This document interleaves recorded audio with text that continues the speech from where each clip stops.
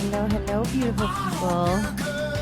We are officially up to the letter U. Can you believe that? That means we only have a couple more days of letters left. I feel like this flew by. Okay.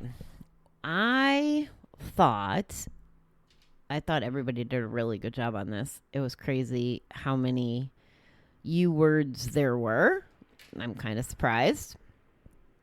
I would like to say that I think a lot of people were united in the sense that they picked unity as a recovery word. And I concur. I believe that the textbook definition is the state of being united or joined as a whole. And I think that we definitely need to be a whole in the sense of together trying to solve one common problem, which is gambling addiction, or to help each other not gamble. You know, we're united in that quest to not have bets dictating our life, not having to count on people who don't understand. That's where I think unity comes into play in the program. 12 Steps has a unity program. Like, that's part of the culture, is the rules to keep the group united. It's not the divisional program, the let's focus on what we don't have in common rules. It's about how do we be cohesive as a group and how do we stand united. And I also like this word given the current climate, you know, as a country, as a world, as organizations, as just people. You know, are we acting united? You know, are we the United States of America right now? I think being an election year will make that a tough nut to swallow. I don't know that everybody would be united in that, but there's so many things that are charged with emotion right now. It's hard to be united. And I just hope that we can all just give pause occasionally for a moment and be like, hey, you know, we're all in this together. So we're united by that fact. And hopefully just do things to make it tolerable, make it survivable, make it okay to be dealing with all this stuff. I know we went out for breakfast yesterday morning. It was Father's Day, and I crashed my cousin's Father's Day breakfast with her dad. And we went to a restaurant, and it's the second time we'd been to this place, and there was a lot of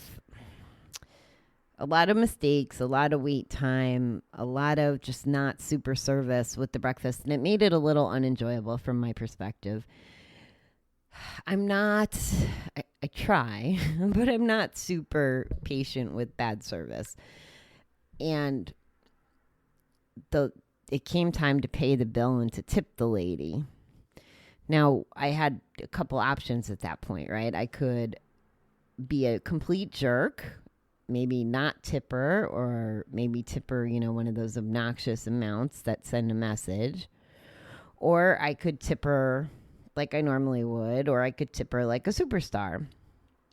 And in my opinion, if I did 15%, that would have been a superstar compared to the performance. But in the world that we're in right now, knowing that we're united and we're in this all together, I don't know what was going on with her. I mean, we've had her as a server before, so part of it is maybe her, but it kind of doesn't matter. I had to be united in the fact that this lady is doing her best and showing up for work and may need, everybody needs money to live. So I don't know the value of what a tip is to her per se, like how it translates exactly in her life. I just know that she's working, she needs tips, whatever. So it was interesting because I tipped, I think, more out of unity than out of, a lot of people tip because of the service. And that was not how I tipped yesterday. And that's okay, because I felt like I was united with her in the sense of, we're just opening back up restaurants. We're united in the last few months of just craziness. Like, there's a bond that now unites us. And that's part of what I hope comes out of the COVID craze, is on the other side that maybe people are kind and giving, or maybe more compassionate or tolerable than maybe given a normal circumstance. Because honestly, if there was no COVID, if there was no craze, if it was a normal Sunday, having a bad experience with the same server twice, I probably would not have tipped well at all, So it sounds like a little small example, but I want to give you some contrast outside of just the rooms and the unity in the rooms. I mean, just playing the word game is uniting people. It's fun to see people's opinions, and they're united by the, hey, what's your recovery word with this letter on this day? Everybody participating is united in that post, and that's just beautiful. And I'm not just getting recovery people answering. I'm getting friends. I'm getting family. I'm getting, I don't want to call them strangers, but people I don't know that well because we're friends from some of the business classes we're in together. So you don't have to be just united in not gambling, but I can tell you that if you are united with people who are on the same path as you are, it definitely makes it easier. So that was our first word. The next one, well, there's kind of three I want to sneak in. I'm going to do unstoppable as the next one. And I guess that would mean to not be stopped, right? So how does unstoppable work in regards to recovery? My belief, my experience has been, when I quit gambling, when I quit drinking, when I have a clear mind and I apply myself, I become unstoppable in the goals that I'm trying to achieve. I don't have things that are stopping me, that are tripping me up, that are making me feel horrible on the inside and out. I'm not waking up hungover or exhausted from gambling all night. I'm not in a evil, pissy mood because I'm keeping secrets and I've lost, my rent money or whatever other money. I'm unstoppable in life. That's what not betting has given me. I'm unstoppable.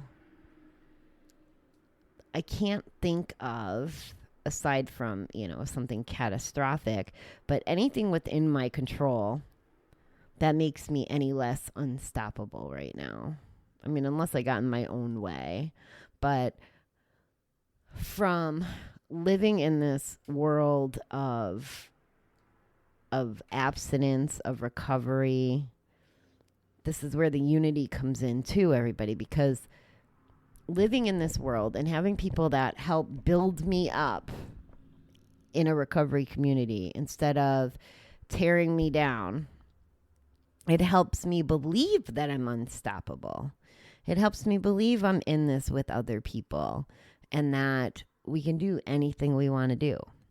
Folks, I got some really, really aggressive, big dreams when it comes to what am I going to do to impact the world, the state, the people, the kids, the adults, everybody when it comes to raising awareness around gambling addiction, around hopefully saving people some of the pain and stress and misery that came along with gambling and addiction. And even if you're not in that club of that complete despair, and maybe you were a gambler more than just recreational before COVID, but the casinos shut down and it slowed you down. So maybe you didn't experience all that, but you started listening during Coping While Cooped, or, you just caught a glimpse of your bank account or your relationships or whatever's changing during that time of COVID, and you can see how you could become unstoppable. Like, are you progressing in life in a different way because you stopped gambling?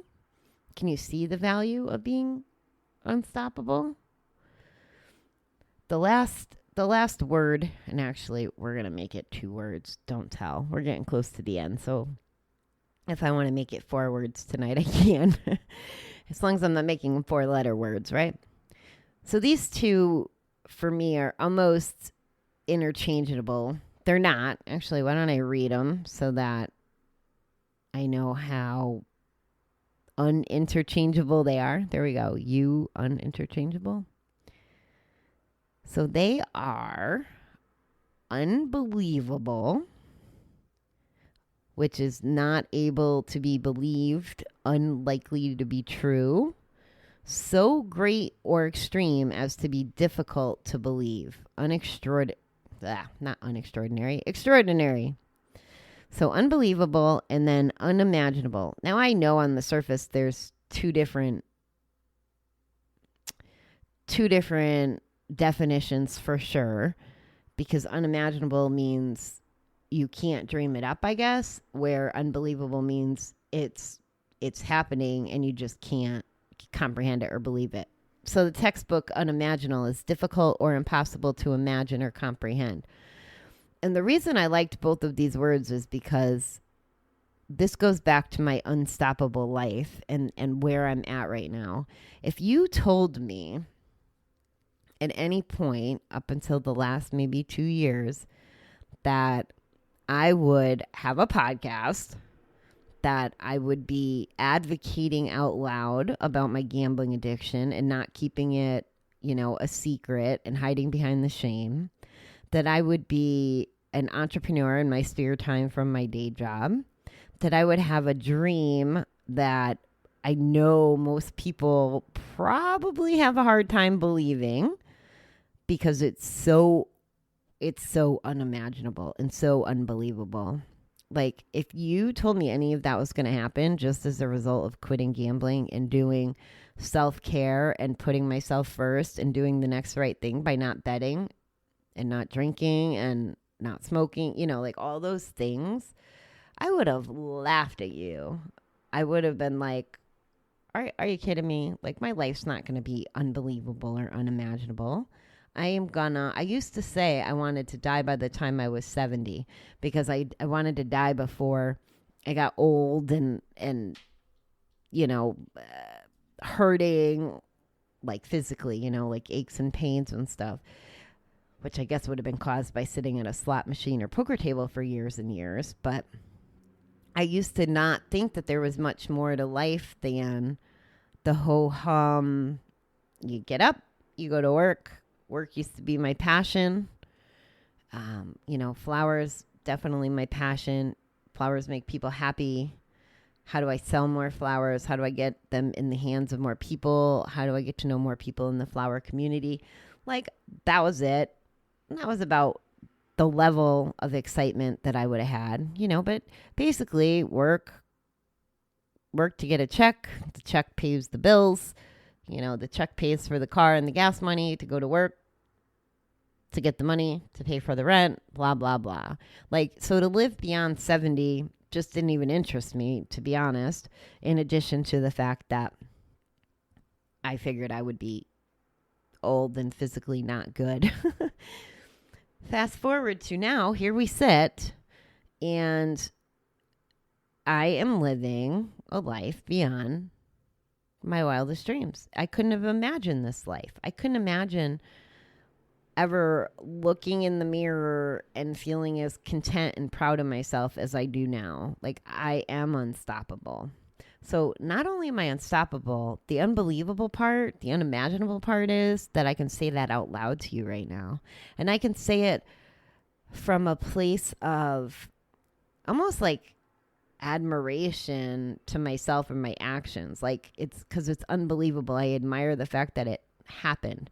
Wouldn't have happened if I was still betting. And it's not, it's definitely a humble admiration or a humble disbelief. It's not like I'm better than anybody because these things are happening.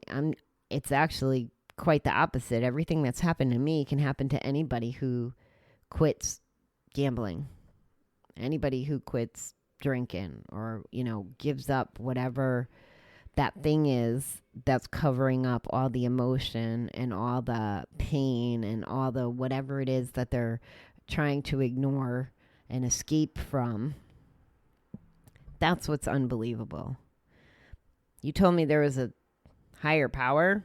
Unbelievable, unimaginable. You told me that I was going to spend 2 weeks with 28 strangers, that I'm going to walk away from them feeling you unconditional love and friendship for probably the rest of my life. Unimaginable, unbelievable.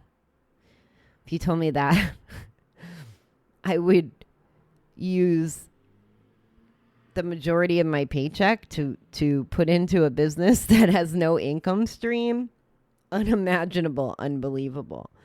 The list goes on and on. Hanging out with Tara. If you told me that I would ever get her wife to be okay with me being in the same room and us socializing, even independent, even without Tara there, unbelievable, unimaginable. Totally just couldn't get there. If you told me I was going to ride a bike every day of the week, or get up at 4 a.m. on purpose, or take vitamins, unimaginable, unbelievable to me. So I tell you this so that you know what you can't imagine, what you can't believe right now. Don't let that be an obstacle. It doesn't have to be believable right this second to be possible when you give up the bet. That's the beauty of it. That's the secret, is it just gets better. And Oscar said this all the time. Quit gambling. Have a life beyond your wildest dreams. And in the beginning, when I first met him and he'd say that, I'd buy into it a little. I've been in the rooms long enough. I've heard people talk about their life changing. But again, still unbelievable and unimaginable until all of a sudden you wake up one day and boom, there it is. I'm still floored by it. If you told me that I would be meditating, that my biggest focus would be on gratitude and positivity, unimaginable, unbelievable.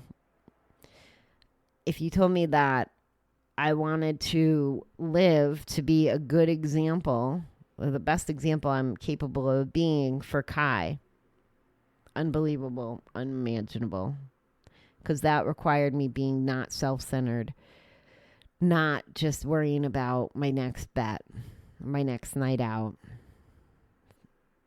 If you told me I was going to be in a relationship where I would let the walls down and open up in a way I never imagined, I never believed. Like, I didn't know that there was this real love stuff. It still blows my mind that anything could be like what you see on TV. It was unbelievable to me when it was on TV. Now that I've experienced it, it's not unimaginable, unbelievable, but I couldn't have done that when I was gambling. I mean, my poor ex-husband never had a shot. I love him. I loved him at the time. I'll love him forever. But it wasn't the same at loving him when parts of me were so numb as it is the ability that I have to love now, more on that unconditional spectrum, right? Because I don't love now in order to get my way or as an end to a means to get something, and to have conditions around it. I snuck in another word there. Did you see that? Unconditional. A lot more U words than I would have thought. So those are the reasons that I picked those words tonight. And all I can do, I can be in your ear and I could tell you that it's possible, that it's believable, that you can do anything you imagine, that you can be unstoppable. I can tell you that all day. I don't know that that's what makes it possible. Hopefully it's a starting. If you haven't quit yet, or if you have quit and you're struggling, hopefully you know that I'm telling you the truth. Even if you can't figure out how it would fall into place. I mean, I had no idea. And I was fortunate that my journey just took me the way it did, via Kansas City, via working with the center. But all of it, once I came to that realization and was ready to really, really quit and to do the work. And even honestly, coming out of rehab, I wasn't even ready to do the work. I remember them saying I had a follow-up. It was part of, to get out of there, it was contingent to have this, what do they call it? Aftercare. So when they called the center here in New York, I wasn't like, yay, I want to go to more meetings. I knew I'd go to GA or whatever, but I'd do it on my terms. I didn't want to have to deal with more people that I was accountable to, but I had to, and all the steps worked out. That place changed me. I would not be sitting here, I don't think, without the help of the center, without going to those Monday night groups and learning and practicing all the tools they gave me in those groups. So, unstoppable, unbelievable, unimaginable. Those are the things that you can have in your life without gambling. And that's all I'm going to leave you with today. Went over my time anyway. So, thanks for listening. I hope that you have an enjoyable rest of the day or night, wherever you are. And I will see you in the morning. Good night, beautiful people.